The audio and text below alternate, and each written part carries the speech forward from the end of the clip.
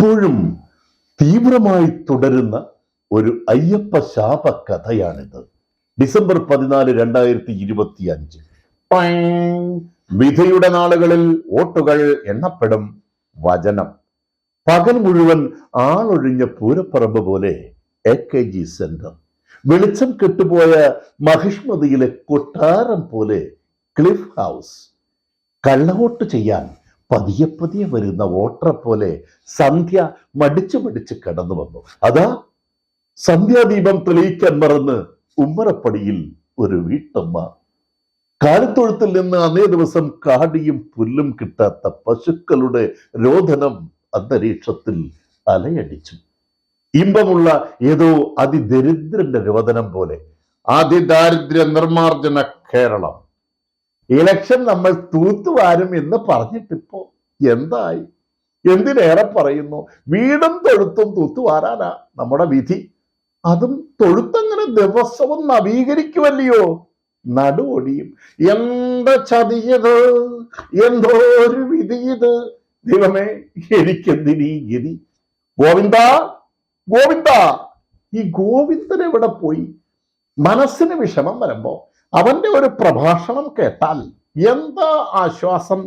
വൈരുദ്ധ്യാത്മിക ഭൗതികവാദത്തിലും ദ്വന്ദ്വാത്മക ഭൗതികവാദത്തിലും ആളൊരു പുലിയാണേ.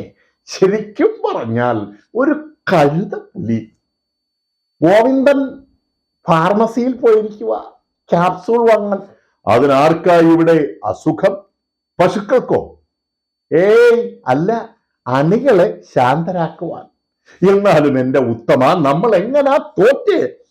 ഒരു തെണ്ടിയും നമുക്ക് വോട്ട് ചെയ്തില്ല, അത്ര തന്നെ. നമ്മുടെ ആശാൻ പറഞ്ഞത് എത്ര ശരിയാണ്. ഈ തെണ്ടികളെ കാണിച്ചത് പിറപ്പ് പണിയാണ്. ഒന്നുമല്ലേലും നമ്മൾ വെറും അയ്യപ്പ സംഗമമല്ല, ആഗോള അയ്യപ്പ സംഗമം നടത്തിയില്ലേടെ.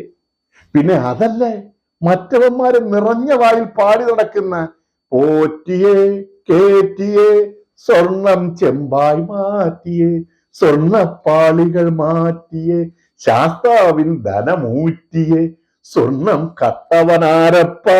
പിന്നെ നമ്മൾ നവകേരള യാത്ര നടത്തിയില്ലേ, നവകേരള സദസ് നടത്തിയില്ലേ, പൗരപ്രമുഖർക്ക് ആവോളം പ്രഭാത ഭക്ഷണം കൊടുത്തില്ലേ, അവന്മാര് ഉളുപ്പില്ലാതെ ഞണ്ണിയില്ലേ. അമ്പാനെ ശ്രദ്ധിക്കണം, ഭാഷ ശ്രദ്ധിക്കണം, ജനത്തെ പേപ്പിടി കാട്ടരുത്.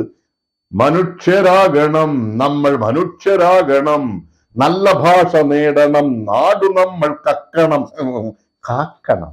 ഒന്നുമില്ലാലും രാഹുലിന്റെ ഗർഭം നമ്മൾ വേണ്ട പോലെ പരിപോഷിപ്പിച്ചില്ലേ. അല്ല, അതൊക്കെ പോട്ടെ. അപ്പൊ അയ്യപ്പ ശാപം എന്നൊന്നുണ്ട് അല്ലേ? ഉണ്ടെന്നാ ഇപ്പൊ എനിക്കും തോന്നണേ. ഇനി കെട്ടും കെട്ടി ശബരിമലയിലേക്ക്.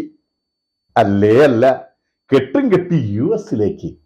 ഇതേ സമയം ഇന്ദിരാഭവനിൽ പിണറായി ഈ വീടിന്റെ ഐശ്വര്യം എന്ന പോസ്റ്റർ പതിക്കുന്ന തിരക്കിലായിരുന്നു സതീശൻ. മാരാർജി ഭവനിൽ മനസ്സിൽ ലഡു പൊട്ടുന്ന തിരക്കിൽ BJPയുടെ നഗര വിജയത്തിൽ ജനാധിപത്യ സൗന്ദര്യം ദർശിച്ച ശശി തരൂരിന്റെ ചിത്രം രാജീവ് ജി അനാച്ഛാദനം ചെയ്തു. ഈ കപ്പൽ ആടി ഉലയില്ല സാർ. കാരണം ഈ കപ്പൽ പാറപ്പുറത്താണ് ഇരിക്കുന്നത്. നമോ വാഗം.